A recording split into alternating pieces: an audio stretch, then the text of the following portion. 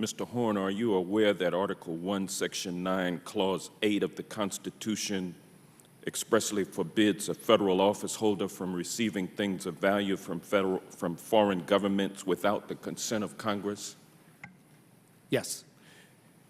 And you're aware that the Emoluments Clause, which is that clause, protects against foreign governments and other foreign powers being able to exert undue influence over federally elected officials, including the President of the United States. I'm not an expert on the Emoluments Clause, but it sounds like that's what it does. All right. And Article 37.19 of the GSA lease with Donald Trump's old post office, LLC, is a standard and material term included in every GSA lease agreement and is included to protect the public interest and to protect against and to prohibit Emoluments Clause violations by the lessee. Isn't that correct? I'm not familiar with, you read the numbers of the clause. What is the clause that you're referring to? Yes, that is the clause that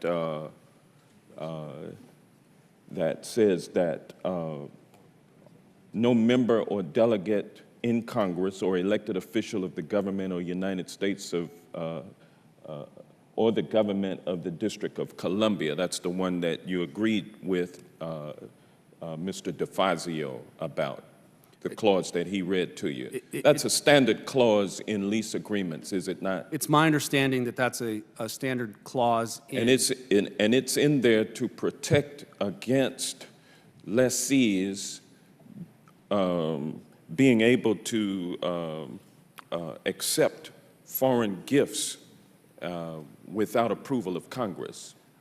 And it requires that the public official divest themselves of any interest in the lease if they should become a federally elected official or a District of Columbia elected official, correct? It's my understanding that that clause applies to out leases, which is the case like the old post office arrangement, not our standard leases where we lease. All right, okay.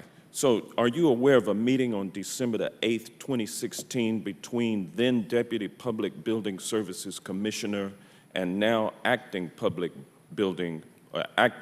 Services Commissioner Michael Gelber,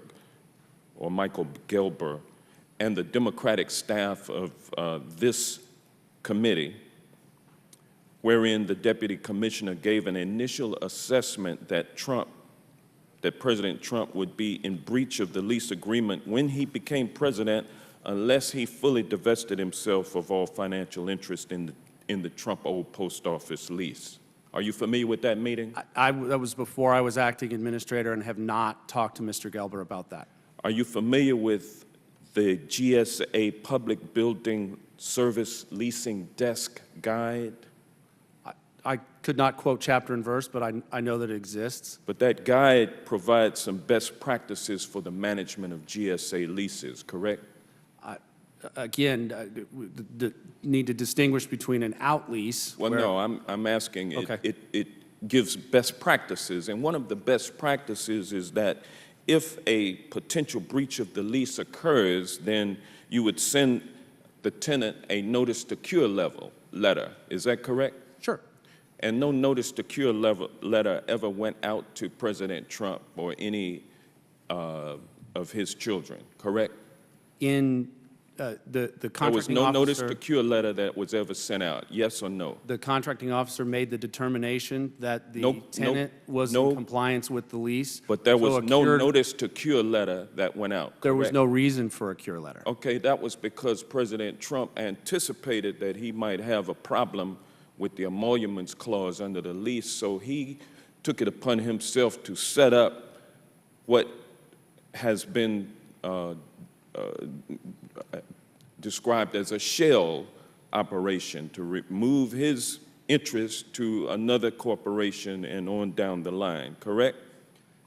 I'm not going to speculate on the reason for the structure of the limited liability corporation. His interest was restructured, and based on the restructure, that is what led Mr. Michael Terry to opine that under the new setup, Trump was not in violation of the lease and did not have to divest himself. Is that correct? The contracting officer made the determination that the tenant was in full compliance with Now, the that terms and contracting conditions of the officer lease. is not a lawyer, correct? I don't know if he's a lawyer or not. Well, let me ask you this question. Are you familiar with the fact that this lease has never been submitted to GSA's Office of General Counsel or to the Department of Justice or the Office of Government Ethics or to any other legal office for an official legal opinion? I can tell you that the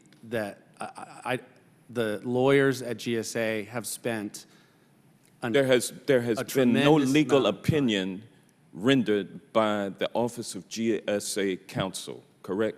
I don't know if they issued a legal You're the acting opinion. director, and you're not familiar with whether or not there has been a legal opinion I'm offered? familiar with the fact that the contracting officer, along with the guidance of the Office of Legal Counsel, has determined that the Okay, well, tenant you've is in answered full that question, compliance and of we the know lease. that.